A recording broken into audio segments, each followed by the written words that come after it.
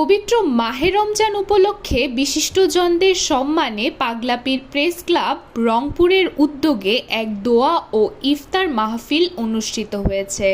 উপজেলার প্রাণকেন্দ্র পাগলাপীর স্কুল ও কলেজের হল রুমে এই আয়োজন সম্পূর্ণ হয়।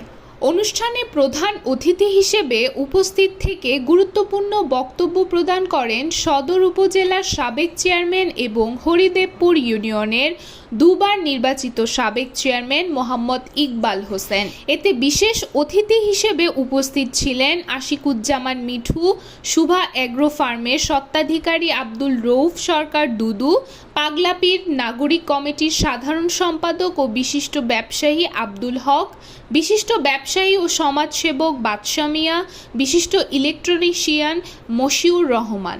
অনুষ্ঠানটি সঞ্চালনা করেন পাগলাপীর প্রেস ক্লাবের প্রতিষ্ঠাতা আহ্বায়ক এবং সেলিম বার্তা ব্যবস্থাপনা পরিচালক সাংবাদিক হাবিবুর রহমান সেলিম। শুভেচ্ছা বক্তব্য রাখেন সংগঠনের সিনিয়র সদস্য মাহফুজুর রহমান, আসাদুজ্জামান টিটু, জিয়াউল ইসলাম জিয়াম, আব্দুর রহিম, কাহার সিদ্দিকী, শুভ সরকার ও রওশনারা বেগম রুবি সহ স্থানীয় বিশিষ্ট ব্যক্তিরা।